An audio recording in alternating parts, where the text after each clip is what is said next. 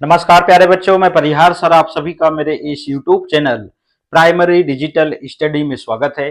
प्यारे बच्चों, आज के इस वीडियो में हम कक्षा तीसरी की हिंदी की पुस्तक का पाठ 19 सीखने जा रहे हैं और इस पाठ का नाम है छोटी सी प्याऊ। आप सभी को कक्षा तीसरी की हिंदी की पुस्तक ओपन करना है और आपको पाठ 19 निकाल लेना है। इस वीडियो को आप शुरू से लेके अंत तक जरूर देखें, क्योंकि इस वीडियो के माध्यम से आप इस पाठ के बारे में सीखने जा रहे हैं। तो बिना देर के हम वीडियो की शुरुआत करते हैं और इस पाठ में जो कविता दी हुई है इसका हम लय के साथ में वाचन करेंगे। साथ ही कविता का संदर्भ प्रसंग सहित हम भावार्थ को समझेंगे और अभ्यास में जो भी प्रश्न दिए हुए हैं उनको भी हम इसी वीडियो में कंप्लीट करेंगे। तो जैसा कि आप स्क्रीन में देख रहे हैं, ये पाठ 19 है और इस पाठ का नाम है छोटी सी प्याऊ। तो यहाँ पे एक कविता दी हुई है। इस कविता में हम क्या क्या सीखेंगे? जल का महत्व, परहित की भावना का विकास होगा, नए शब्दों का निर्माण, समानार्थी शब्द सुलेख का अभ्यास और यहां पर आप देख रहे हैं व्यंजन वर्ण ड, ढ, ढ़, ढ़ की ध्वनि की पहचान और लिंग परिचय हम इसमें सीखने वाले हैं। तो आप यहां पे देख रहे हैं इस चित्र में, यहां पर एक प्याऊ बना हुआ है और इस प्याऊ के अंदर एक महिला है और वो पानी राहगीरों को इस प्रकार से आप देख रहे हैं देती हुई दिख रही है। यहाँ पे एक पेड़ दिखाई दे रहा है, यहाँ पे बच्चे दिखाई दे रहे हैं और इस प्याऊ के अंदर आपको यहाँ पर मटके दिखाई दे रहे हैं। चलिएगा, तो हम क्या करते हैं, सबसे पहले ये जो कविता है इसको हम क्या करते हैं, सस्वर वाचन करते हैं, मतलब लय के साथ में हम इसको गाएंगे। ठीक है ना। इस कविता में कुछ कठिन शब्द आएंगे, देखते हैं। कठिन शब्दों को हम पहले जान लेते हैं ताकि कविता का जो अर्थ है उसको समझने में हमें बहुत ही मदद मिलेगी। जैसे पथिक, पथिक मतलब राहगीर होता है। ठीक है ना। पथ मतलब रास्ता, तो रास्ता पे चलने वाले को पथिक कहा जाता है। ठीक है ना। पावन, तो पावन का मतलब पवित्र होता है और व्यर्थ का मतलब होता है बेकार और कंठ का मतलब होता है गला। कलसा का मतलब एक विशेष प्रकार का घड़ा, मिट्टी का घड़ा, उसे कलसा कहा जाता है। पुण्य मतलब अच्छा या श्रेष्ठ या शुभ पवित्र, ये हम इसका मतलब जान सकते हैं। प्याऊ का मतलब पानी पिलाने वाली जगह। ठीक है ना। चलिएगा, इस कविता को किसने लिखा है? कवि हरीश दुबे जी ने लिखे हैं। चलिएगा, पहले हम इसका गायन करते हैं। चलिए, तो लिखा है, तेज धूप में जब पथिकों का कंठ सूखता जाए, ऐसे में छोटी सी प्याऊ सबकी प्यास बुझाए। चौराहे या किसी मोड़ पर रखकर मटके काले, गीला कपड़ा डाले दिखते सेवक प्याऊ वाले। ठीक है ना। अगली पंक्तियां हैं, चलिएगा, देख रहे हैं आप इस प्रकार से। तो इस प्रकार से भी आपको प्याऊ दिखेंगे। हर आते जाते को मिलती राहत ठंडे जल से, कहीं पे बाबा कहीं पे माई देते भर भर कल से। पुण्य बड़ा है प्यास बुझाना, बूंद बूंद है पावन, व्यर्थ न पानी बहने पाए, कहलाता जल जीवन। इस प्रकार से ये कविता है। अब कविता का हम संदर्भ प्रसंग सहित भावार्थ समझते हैं। तो यहां पर चार आप पंक्तियां देख रहे हैं। तेज धूप में जब पथिकों का कंठ सूखता जाए, ऐसे में छोटी सी प्याऊ सबकी प्यास बुझाए। चौराहे या किसी मोड़ पर रखकर मटके काले, गीला कपड़ा डाले दिखते सेवक प्याऊ वाले। अब ये जो पंक्तियां हैं, इस पंक्तियों का हम संदर्भ लिखते हैं कि यह कविता हमारी पाठ्य पुस्तक भाषा भारती के पाठ छोटी सी प्याऊ से ली गई है और पाठ आप यहाँ पर 19 भी आप लिख सकते हैं इस प्रकार से। ठीक है ना। तो यहाँ पे आप पाठ 19 इस प्रकार से लिख सकते हैं, ऐसे। ठीक। अब प्रसंग में लिखेंगे, प्रस्तुत कविता में कवि ने गर्मी के मौसम में जल का महत्व बताया है। अब ऊपर जो पंक्तियां हैं इनका हम अर्थ समझते हैं, भावार्थ समझते हैं। कवि कहता है कि गर्मी के मौसम में तेज धूप में जब राहगीरों का प्यास से गला सूखने लगता है, राहगीर मतलब पथिक है ना, और रास्ते में चलने वालों को राहगीर कहा जाता है। तो राहगीरों का प्यास से गला सूखने लगता है, तब उस समय छोटी सी प्याऊ सबकी प्यास बुझाती है और चौराहे या किसी मोड़ पर काले मटके पानी से भरे रखे रहते हैं। तपन से मतलब धूप से, तपन से बचाने के लिए प्याऊ वाले सेवक उन पर गीला कपड़ा लपेट देते हैं। इस प्रकार से ये जो पंक्तियां ऊपर थी, इन पंक्तियों का ये अर्थ था, अर्थ को ही भावार्थ कहते हैं। चलिएगा, हर आते जाते को मिलती राहत ठंडे जल से, कहीं पे बाबा कहीं पे माई देते भर भर कल से, पुण्य बड़ा है प्यास बुझाना बूंद बूंद है पावन, व्यर्थ न पानी बहने पाए कहलाता जल जीवन। तो उपरोक्त पंक्तियों का संदर्भ हम यहां पे लिखेंगे। यह कविता हमारी पाठ्य पुस्तक भाषा भारती के पाठ 19, यहां क्या लिखेंगे, पाठ 19 छोटी सी प्याऊ से ली गई है। और उपरोक्त पंक्तियों का जो प्रसंग रहेगा वो यही रहेगा। प्रस्तुत कविता में कवि ने गर्मी के मौसम में जल का महत्व बताया है। अब उपरोक्त पंक्तियों का हम यहाँ पर भावार्थ और अर्थ को जानते हैं। कवि कहता है कि आने जाने वाले हर व्यक्ति को ठंडे जल से राहत मिलती है, कहीं पर बाबा और कहीं पर माई प्याऊ पर पानी के कल से भर भर कर लाते हैं। प्यास बुझाना बड़ा ही पुण्य का काम है, पानी की एक एक बूंद बड़ी पवित्र और कीमती है, हमें पानी फालतू में नहीं बहाना चाहिए क्योंकि जल ही जीवन कहलाता है। इस प्रकार से आपको पंक्तियों का संदर्भ, प्रसंग और भावार्थ आपको लिखना है, ठीक है ना। वीडियो को रोक के आप इनका संदर्भ, प्रसंग और भावार्थ को आप लिखेंगे। आगे चलते हैं हम। बोध प्रश्न, प्रश्न क्रमांक 1 है, निम्नलिखित प्रश्नों के उत्तर लिखिए। क नंबर का प्रश्न है, हमारा कंठ कब सूखता है। कंठ मतलब होता है गला। तो उत्तर लिखते हैं, हमारा कंठ तेज धूप में सूखता है। सबसे ज्यादा हमें गर्मियों में प्यास लगती है और गर्मियों में ही हमारा गला सूखता है, ठीक है ना। ख नंबर का प्रश्न है, प्यास किससे बुझती है। तो उत्तर लिखते हैं, प्यास जल से बुझती है। ग नंबर का प्रश्न है, बड़ा पुण्य क्या है। तो उत्तर में लिखेंगे, प्यास बुझाना बड़ा पुण्य है, ठीक है ना। अब घ नंबर का प्रश्न है, हमें व्यर्थ पानी क्यों नहीं बहाना चाहिए। उत्तर लिखते हैं, हमें व्यर्थ पानी इसलिए नहीं बहाना चाहिए क्योंकि जल ही जीवन है। इस प्रकार से ये प्रश्न जो है वो कंप्लीट होते हैं। और चलते हैं हम प्रश्न क्रमांक 2 में। हमने प्रश्न क्रमांक 1 कंप्लीट कर लिया है, जिसमें 4 प्रश्न थे। 4 प्रश्नों के उत्तर इस प्रकार से आपको लिखना है। अब चलते हैं प्रश्न क्रमांक 2, सही विकल्प चुनिए। अब यहाँ पे प्रश्न है, तेज धूप में क्या होता है। तो यहाँ पे ऑप्शन दिए हैं, कंठ सूखता है, गीला रहता है या कुछ नहीं होता। तो कंठ सूखता है। इसमें हमको यहाँ पर ये कंठ सूखता है जो ऑप्शन में है ये सही है, ठीक है ना। इसमें हम सही का निशान लगा देंगे। प्रश्न ख है, प्याऊ पर हम क्यों जाते हैं। पानी पीने जाते हैं, कपड़े धोने जाते हैं या नहाने जाते हैं। तो ऑप्शन कौन सा सही होगा, पानी पीने जाते हैं। ग नंबर का प्रश्न है, प्याऊ कब लगाई जाती है। तो यहाँ पे देखिएगा ऑप्शन में गर्मी है, सर्दी है, बारिश है। तो प्याऊ जो है गर्मी में लगाई जाती है। तो यहाँ पे गर्मी पे आप क्या करेंगे, सही का निशान लगा देंगे। घ नंबर का प्रश्न है, ठंडा जल पीकर हमें कैसा लगता है। ठंडक मिलती है, गर्मी पहुंचती है या जाड़ा लगता है।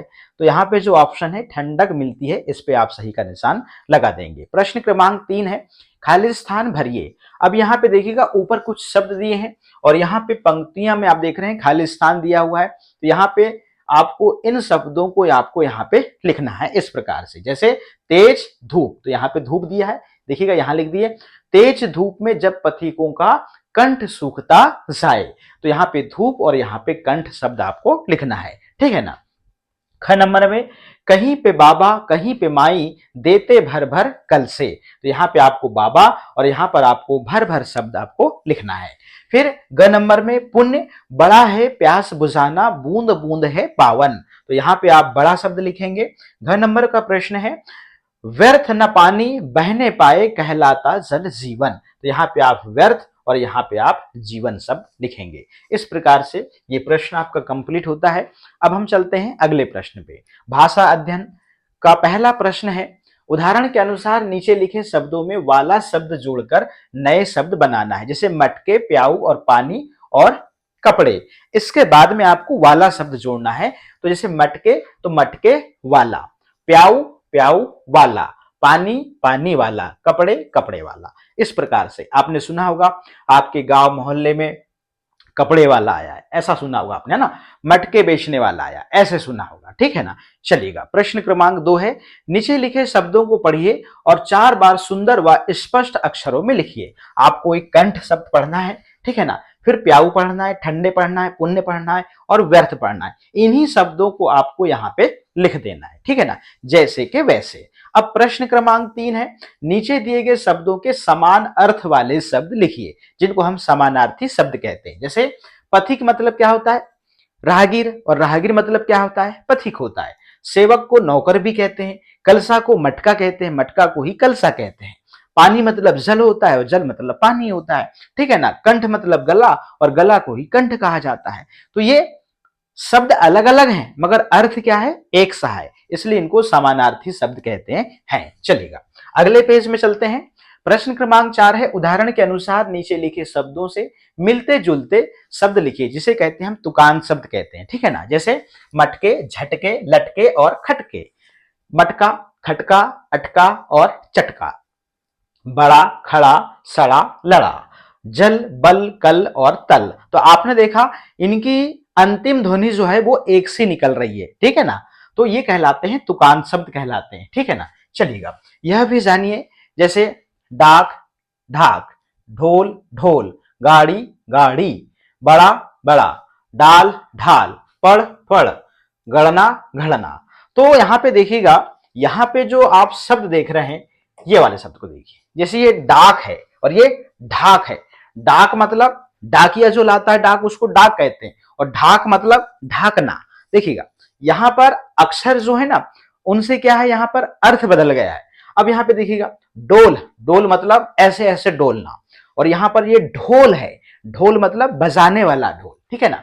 गाड़ी, आपने देखा होगा ये वाली गाड़ी, ठीक है ना। अब गाढ़ी मतलब आपने सुना होगा ना, बोले सब्जी बहुत गाढ़ी है, ऐसा। तो यहां पर शब्दों का अर्थ बदल रहा है, सिर्फ क्या, ळ और ढ़ में। जैसे बड़ा, बड़ा मतलब जे, और ये बड़ा, बढ़ा, बढ़ा मतलब आगे बढ़ा, ये वाला है, ठीक है ना। जैसे डाल, डाल तो आप जानते हैं, डाल मतलब पेड़ की डाल होती है, और ये ढाल है।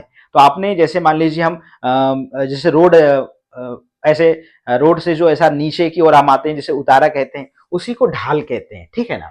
जैसे पढ़, पढ़ मतलब पढ़, पढ़ना, पढ़ना, गिरना, उसको पढ़ कहते हैं, और यहाँ पर पढ़ तो ये पढ़ना, 1 2 3 4 ऐसे। अब यहाँ पे गढ़ना, गढ़ना, गढ़ना मतलब गाड़ना जमीन पे, गढ़ना, और यहाँ पर गढ़ना, किसी चीज को बनाना, वो क्या कहलाता है? गढ़ना कहलाता है। तो यहाँ पे यही चीज बताई गई है कि पढ़ और पढ़ शब्दों में क्रमशः ळ और ढ़ आए हैं। गढ़ना और कढ़ना में शब्दों में ढ़ और ढ़ शब्दों के मध्य में आए हैं। डाक और ढाक शब्दों में ड और ढ शब्दों के प्रारंभ में आए हैं। ध्यान रखें, यहां पे क्या कहा गया है कि ळ और ढ़ वह शब्दों के प्रारंभ में नहीं आते, इनकी स्थिति ळ और ढ़ ही रहती है। तो ये कह रहे हैं कि इनसे किसी भी शब्द की शुरुआत नहीं होती, जैसे डाक तथा ढाक। तो यदि इनके नीचे बिंदु लग गई तो ये शब्दों के बीच में नहीं आते, सॉरी, ये शब्दों के प्रारंभ में नहीं आते, ये बीच में आते हैं, जैसे डोल तथा ढोल। ऊपर लिखे शब्दों में स्पष्ट है कि ढ़ और ढ़ वर्ण का प्रयोग शब्दों के मध्य में तथा अंत में ही होता है, जैसे पढ़ना, गाड़ी, और देखिएगा यहाँ पे ड और ये ळ, ढ ढ़ लिखे शब्दों का सावधानी से उच्चारण करके अंतर पहचानिए। इस प्रकार से हमने जो है इसमें अभी हमने देखा कि यहाँ पे एक चीज बताई गई आपको, क्या बताई गई कि यहाँ पे जो ये ड से डमरू है, ड से डमरू जो है ये वाला, और इसके नीचे यदि बिंदी लग गई तो ये क्या हो गया? ळ हो गया, जो पेड़ में लगता है, ठीक है ना। पेड़ के अंतिम ध्वनि जो है वो है ळ। तो इससे किसी भी शब्द की शुरुआत हो सकती है, मगर इससे किसी भी शब्द की शुरुआत नहीं होगी। ये एक तो शब्द के बीच में आएंगे या फिर अंत में आएंगे, ये वाला व्यंजन वर्ड, ठीक है ना। वैसी बात करी गई ढ से ढक्कन की, तो ढ से ढक्कन में देखिएगा इसके नीचे यदि बिंदी लग गई, ये ढ से ढक्कन है, और ये क्या होगा? ढ़, पढ़ना। तो पढ़ना में आप दूसरी ध्वनि देखेंगे वो ढ़ वाली है। तो इससे किसी भी शब्द की शुरुआत हो सकती है, मगर ये शब्द के बीच में आते हैं या फिर अंत में आते हैं। तो जैसे हम देखते हैं यहाँ पर निम्नलिखित शब्दों की वर्तनी शुद्ध कीजिए। तो यहाँ पे देखिएगा ये सड़क है, ये पढ़ तो पढ़ हो गया, ये लड़ना है तो ये होगा लड़ना हो गया, ये बड़ाई बड़ाई, बड़ाई है, ड से डमरू, तो बड़ाई, तो ये हो गया बढ़ाई, ठीक है ना। ये लड़ाकू, तो ये क्या हो गया लड़ाकू, ठीक है ना। ये डाली, तो ये हो गया डाली। फिर ये डाकू, तो आप देख रहे हैं यहां पर डाकू। ये चढ़ना, तो ये हो जाएगा चढ़ना। ये रगड़, तो ये हो जाएगा रगड़। ये क ढक्कन वाला ढ, तो कढ़ाई, तो ये हो जाएगा कढ़ाई। ये ढंग, तो ये देखिएगा ढंग, ढंग लिखा है, ये हो जाएगा ढंग। ये लिखा है रोल, रोल, ये हो जाएगा डोल। इस प्रकार से जो है यहाँ पे इन शब्दों का आपको प्रयोग बताया गया है और यहाँ पर अंतर स्पष्ट किया गया है कि किस प्रकार से इनमें सबसे ज्यादा कंफ्यूजन रहता है, आपको उच्चारण सीखना है, ठीक है ना। चलिएगा अब हम आगे चलते हैं अगले प्रश्न में। पढ़िए और समझिए। जैसे यहाँ पे आप देख रहे हैं क नंबर में पिता लिखा है, फिर लिखा है भाई, फिर लिखा है मामा, फिर लिखा है दादा, फिर लिखा है नाना। तो पिता को किससे मिला देंगे, यहाँ पे पिता को हम देख पिता माता, भाई बहन, मामा मामी, दादा दादी, नाना नानी। तो यहाँ देख रहे हैं आप विलोम शब्द लिखे हुए, क्या लिखे हैं यहाँ पर विलोम शब्द। यहाँ वर्ग क में लिखे शब्दों में पुरुषों का ही बोध हो रहा है, जबकि वर्ग ख में लिखे शब्दों में स्त्रियों का बोध हो रहा है। तो यहाँ पे पुरुष और स्त्रियों का आप शब्द देख रहे हैं, इधर पुरुष शब्द है और इधर स्त्री शब्द है, जिसे हम विलोम भी कह सकते हैं, ठीक है ना। यह भी जानिए, क्या जानिए, जिन संज्ञा शब्दों से पुरुष जाति का बोध होता है उसे पुल्लिंग कहते हैं, जैसे लड़का, शेर, बैल। और जो संज्ञा शब्द स्त्री जाति का बोध कराए उसे स्त्रीलिंग कहते हैं, जैसे लड़की, गाय, लता, नदी। इस प्रकार से, ठीक है ना। अब हम चलते हैं अगले प्रश्न में। निम्नलिखित शब्दों में से पुल्लिंग और स्त्रीलिंग शब्द छांटिए। यहाँ पर आप देख रहे हैं स्त्रीलिंग और पुल्लिंग शब्द दिए हैं। स्त्रीलिंग का मतलब यहाँ पर महिला और पुल्लिंग का मतलब यहाँ पर आप देख रहे हैं पुरुष। चलिएगा तो अब देखिएगा, माई, शेरनी, मोरनी, दासी और गाय, ये स्त्रीलिंग शब्द है, ठीक है ना। अब यहाँ पुल्लिंग में देखेंगे बाबा, मटका, शेर, सेवक, शिक्षक, मोर और ये बैल, ये जो शब्द हैं ये पुल्लिंग के अंतर्गत आते हैं, ठीक है ना। अब योग्यता विस्तार के यहाँ पे प्रश्न दिए हुए हैं, आप इनको कर सकते हैं। यहाँ पे देखिएगा सुविचार लिखा है, हवा के बाद पानी मनुष्य की सबसे बड़ी आवश्यकता है, पानी की बूंद बूंद बचाने का संकल्प लेना चाहिए। इस प्रकार से प्यारे बच्चों, हमने कक्षा तीसरी की हिंदी की पुस्तक का पाठ 19 हमने इस वीडियो में कंप्लीट कर लिया है। तो यहाँ पे जो कविता दी हुई थी, इस कविता का हमने यहाँ पर गायन भी किया, संदर्भ प्रसंग सहित भावार्थ को समझा और अभ्यास में जितने भी प्रश्न थे उनको भी हमने कंप्लीट किया है। तो प्यारे बच्चों, आज के इस वीडियो में इतना ही, फिर मिलेंगे हम नए वीडियो में नए पाठ के साथ में। आप सभी का बहुत बहुत धन्यवाद।